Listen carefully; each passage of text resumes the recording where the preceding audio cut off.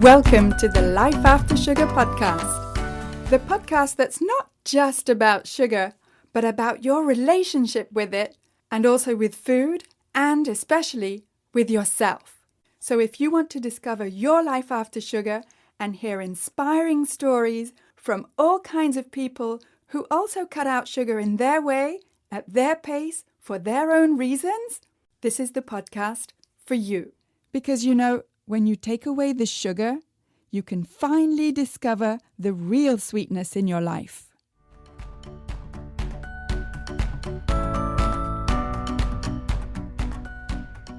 I'm your host, Netta Gorman.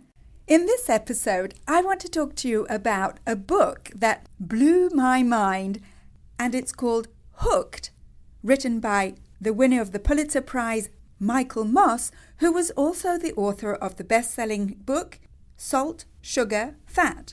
Now, this book, Hooked, came out in 2021, and it's all about maintaining a healthy diet, except what if some of the decisions we make about what to eat are beyond our control? How can we choose healthy foods when we're told that we should be eating everything in moderation, or when we're told that some highly processed food products are actually food? And is it possible that food is actually addictive, like drugs or alcohol? And to what extent does the food industry know this or care enough about our vulnerabilities? These are great questions to ask ourselves as consumers, as parents, and as voters. And I'll get to my impressions about this book in just a minute. And if you're new to this podcast, then welcome. I'm so happy you're here. And I hope that the episodes here will inspire you to take one more step towards your life after sugar so that you can let go of sugar and discover the real sweetness in your life.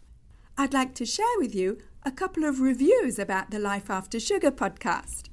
Here's one review from about a year ago from Honey234. She says, "Brilliant podcast. I'm so glad to have discovered Netta's podcast. She provides simple, practical advice about eating natural, delicious food in a very confusing nutritional world.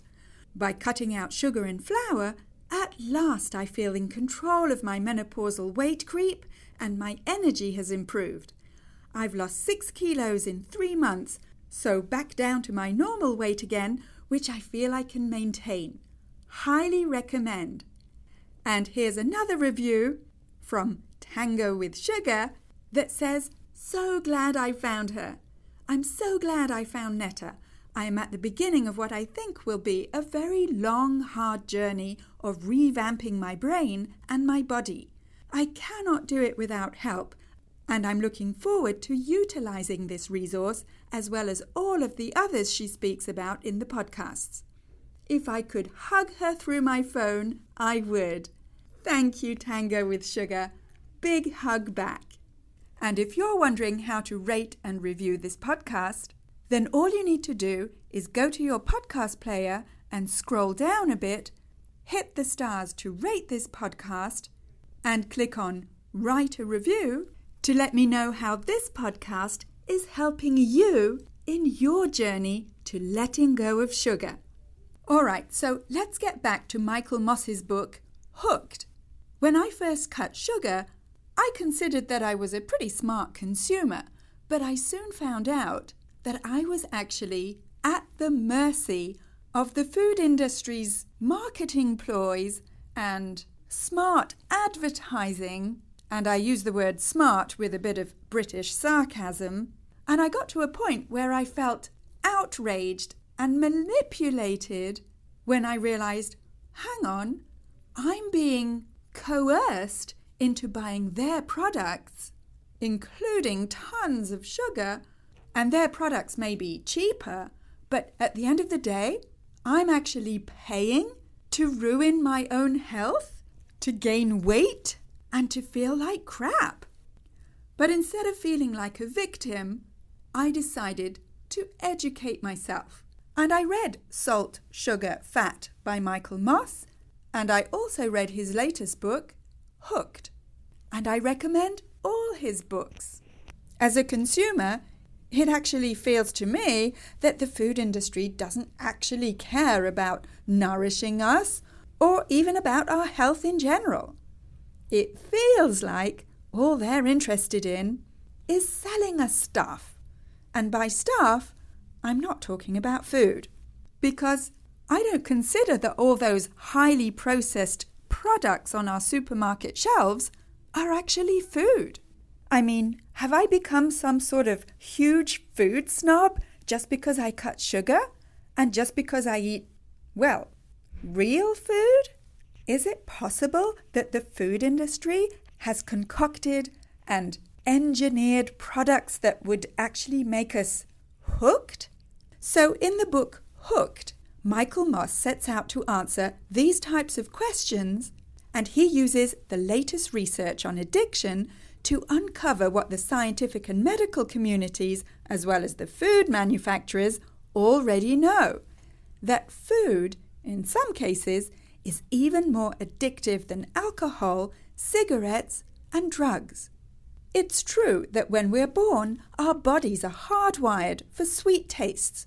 I mean, breast milk is sweet tasting, and we naturally gravitate towards sweet tastes.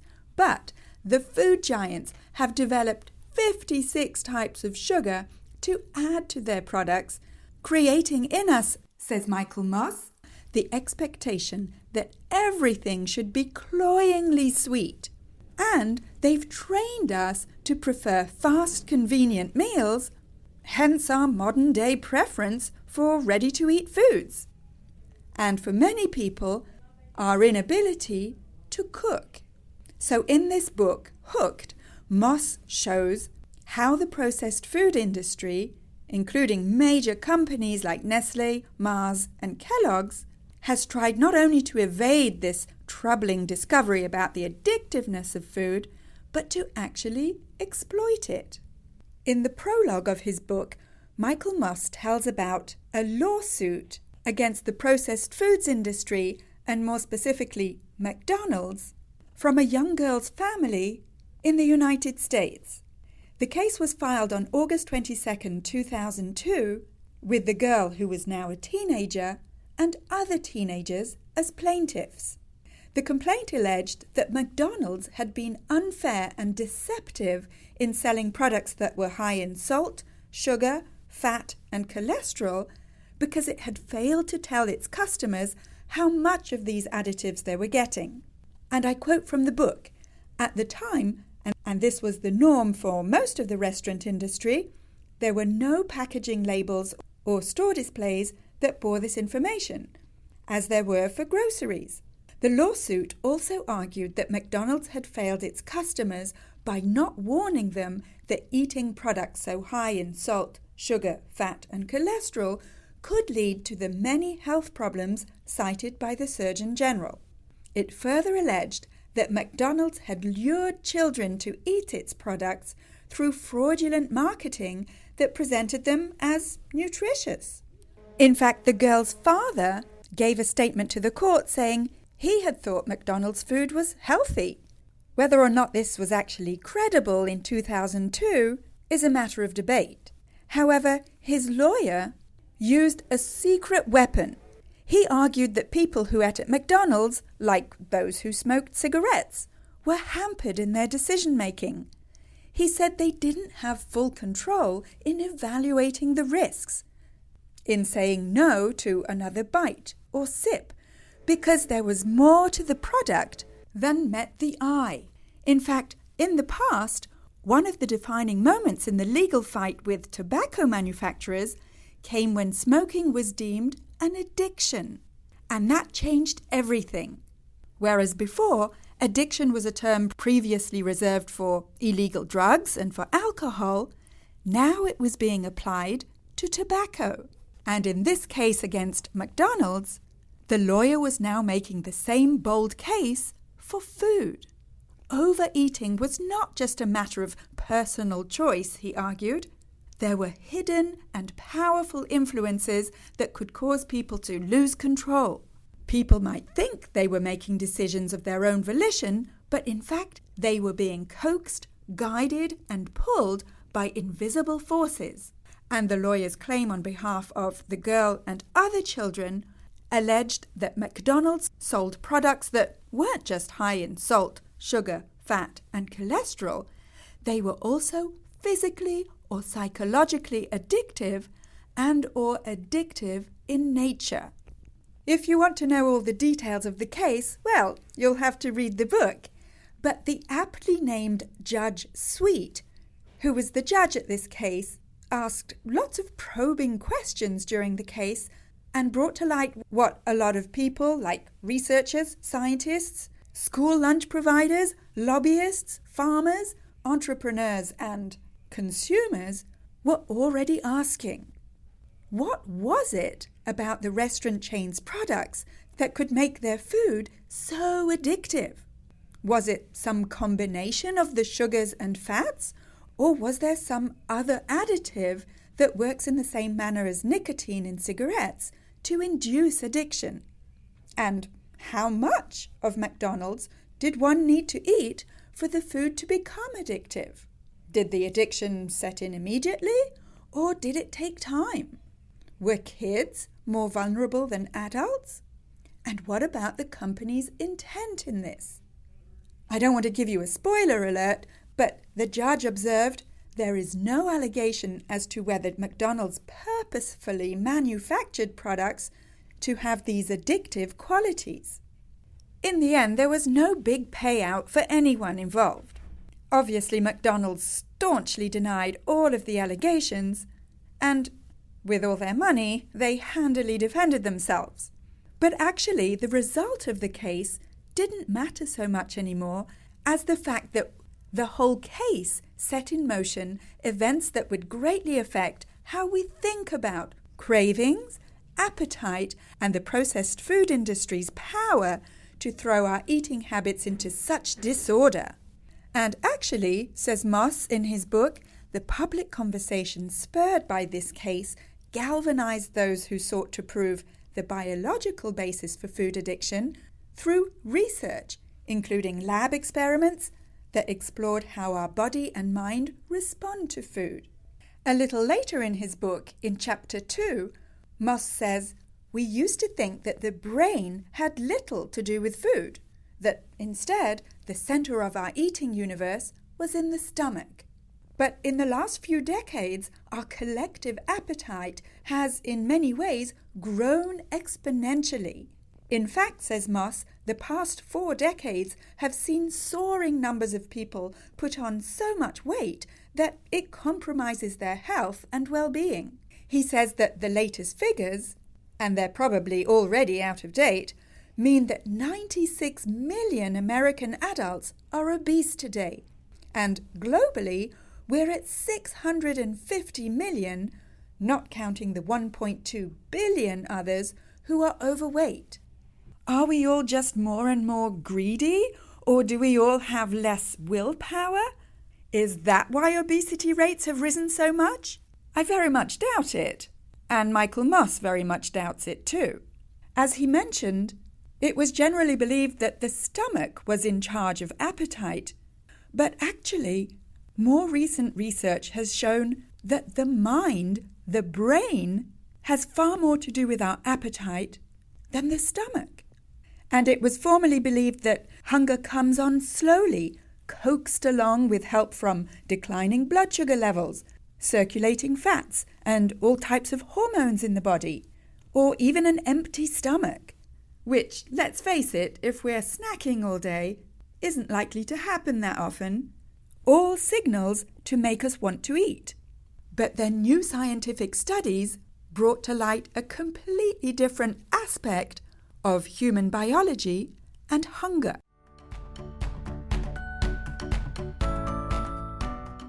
I just want to take a quick break to tell you about 2 ways that I can guide you to gently look under the hood of your emotional relationship with sugar and gradually replace it with a more peaceful, neutral relationship with my help.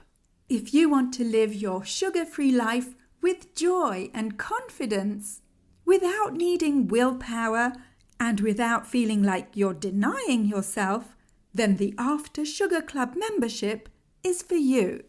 So the After Sugar Club is a private membership, a little bit like the Netflix of sugar, and it gives you 24/7 access to all the information, the videos, the exercises and the recipes in the After Sugar Club. It's more of a self-study format, and it also includes 2 live check-in calls per month for support and accountability. And when you sign up, you get access to our lovely, friendly, encouraging community. Go to aftersugarclub.com and click on Join the Club to sign up for the After Sugar Club membership. And the second way you can let go of sugar for good is in the Life After Sugar program. This is a 12-week experience where you get frequent and personalized guidance with me that's tailored to your specific needs, and our accountability calls are scheduled according to your availability and your time zone so that you never miss out or fall behind. You'll get my step-by-step guidance through structured exercises that I've developed over the last 7 years of being sugar-free and with my 30 years of teaching experience, so that you'll get the guidance you need step by step every week with a gentle approach, so that you don't just change what you eat, you change how you think about sugar and how you relate to it. In fact, in the Life After Sugar program, it doesn't actually take that long to get to a place where you don't need, miss, or even want sugar anymore. Want to know more? Well, you can apply to be part of the Life After Sugar program by going to aftersugarclub.com and in the top menu, click on the Program tab.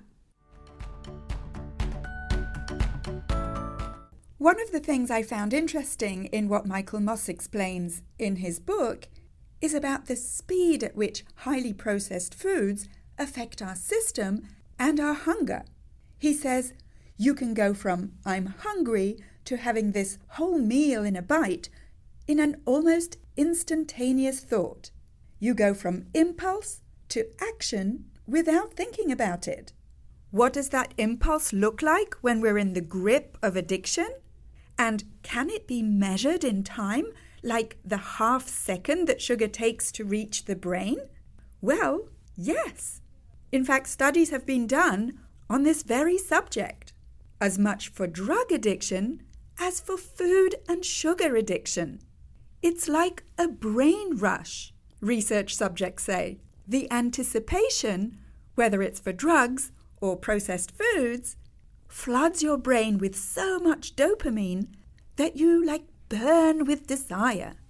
And the rational part of the brain that could put the brake on a bad decision isn't even a factor. One subject describes it as the difference between wanting something and craving it. He said, and you're not only going to have the weird high from anticipation, you're going to have the high from doing it. Your intelligence is telling you that you don't want it, you don't need it, you can't do it, but your emotions are telling you to do it. It's extremely powerful. I'd shake 4 inches to each side, almost half a foot, my hands, my whole body as I'm preparing it. Was he talking about sugar or was he talking about drugs? And actually, does it even matter? Because how many of us have had the experience of not even pausing to think about whether or not we want specific foods, and most of the time they contain sugar or some form of sugar, and we certainly don't think of the consequences when we're in the moment. I mean, I used to call myself a chocoholic, and unlike hard drugs, chocolate and cake aren't illegal, and they're so easily available that we don't even have the motivation of being arrested to stop us. And anyway, ads for cake or processed foods are everywhere.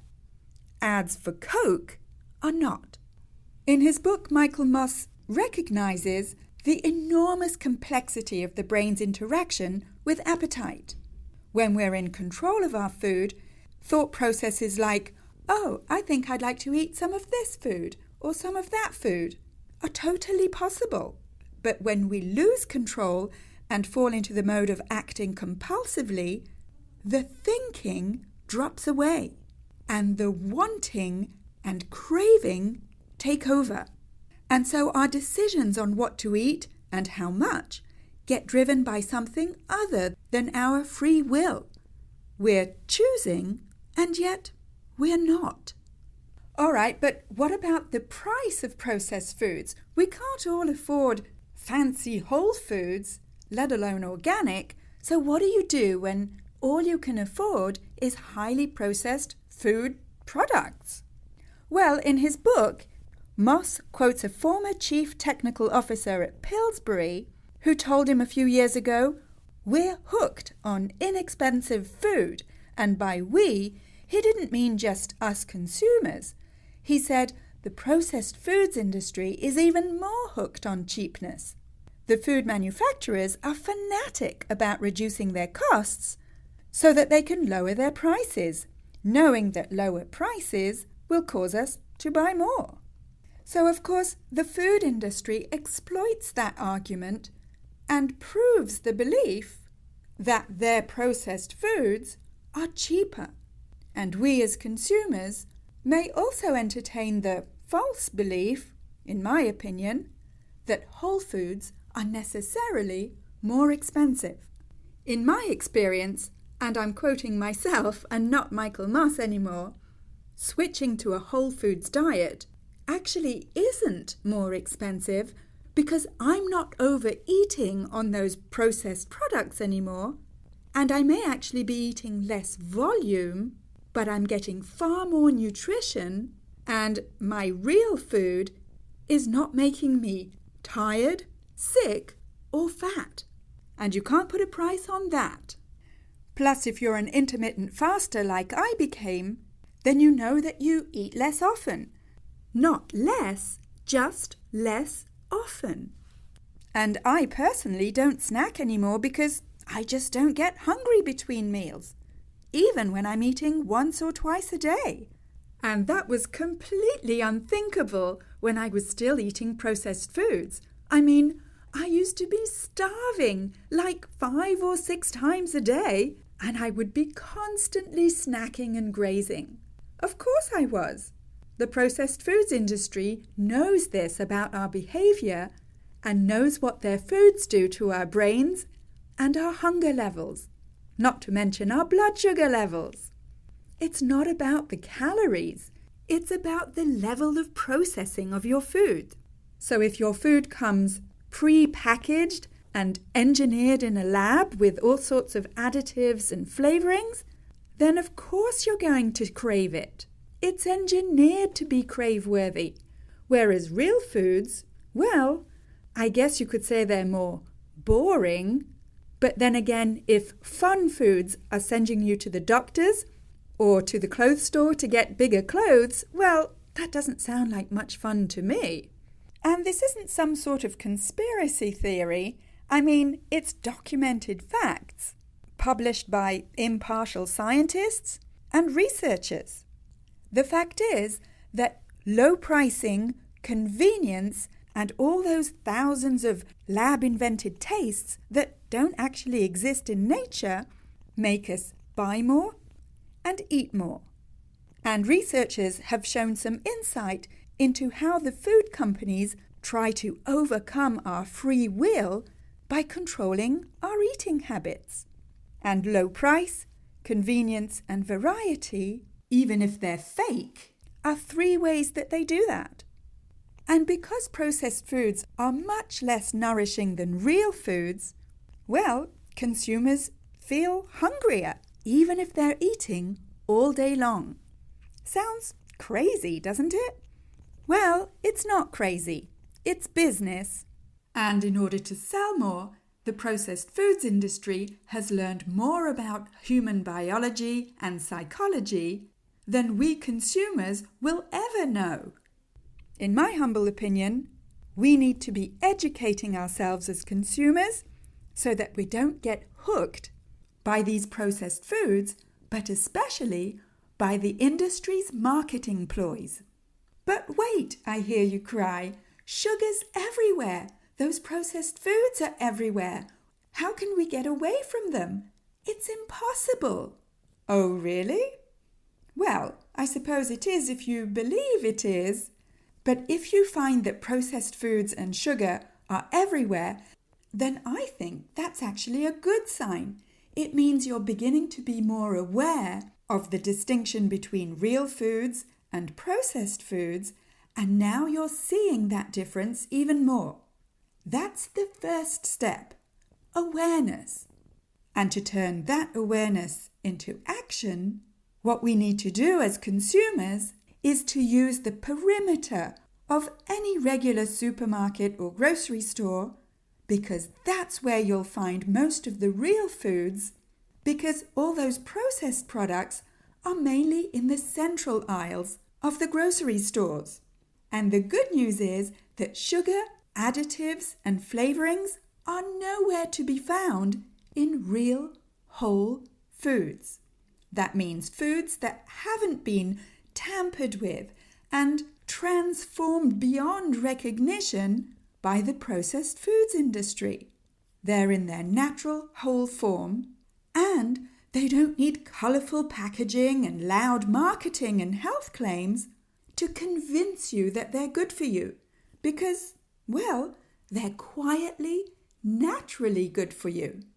So at the end of his book, Michael Moss says this: it's easier said than done to just say no, and wrestling free of an addiction, whatever it is, requires us to give up something that came to define our lives, and then fend off forever the myriad temptations that try to reel us back in.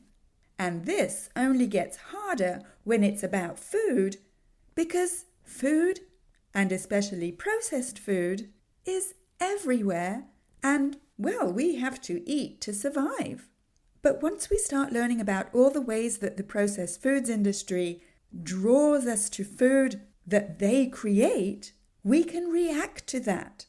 For example, they know that speed drives the brain crazy and creates cravings. The speed at which sugar is absorbed by the body and the brain is one example. And if we consumers know that slowing things down by eating real whole foods that are not full of sugar, well, eating these types of foods gives your brain time to catch up, as it were, and realize that what you're eating is food and not just a reaction to a craving, then we can learn to change how we see food and our definition of food. Then we can learn to not just slow down our eating, but slow down our lifestyle and get a better grip on our compulsions. Michael Moss says that these companies also know that we go loopy for salt, sugar, fat, and calories. And only processed foods create combinations that are irresistible. But real foods don't make us behave in that way. You can enjoy and look forward to eating delicious whole foods without craving them, without losing your self-control. Michael Moss, in his book, calls this changing what we value in food. And I would add, changing what we value in life. And that's what life after sugar is all about. So if you want to give the finger to the processed foods industry and learn about what real whole foods are, where to find them and what to do with them, then I have some free resources for you. Go to aftersugarclub.com and click on the tab What to Eat. Have a look at the 3 videos there that explain what real whole foods are and where to find them at the grocery store, as well as how fermented foods and drinks go a long way to looking after your gut health. And you know, your gut health is central to your general health. Go to aftersugarclub.com and click on the tab in the top menu, What to Eat. And while you're there on the website at aftersugarclub.com, get your simple guide to getting more energy with less sugar. Just click on the tab, Simple Guide. And you can get more free resources and tips on the Life After Sugar YouTube channel, the Life After Sugar Facebook page, and come and subscribe to my Instagram account at My Life After Sugar. That's where I post pictures of what I eat, what I do, sometimes some inspiring quotes, or sometimes just pictures of our cat, so that you can see that it's totally possible to live a fun and active life even if you don't eat sugar. And if you're ready to join the After Sugar Club community, which I created specially for health-conscious people and intermittent fasters who don't just want to change what they eat, they want to transform their relationship with sugar and make it a peaceful relationship where you don't need or miss sugar anymore. Then head on over to aftersugarclub.com and click on the green button, Join the Club, to join us in the After Sugar Club private membership. Thank you for listening. That's it for this week. Keep in touch and see you soon for another episode.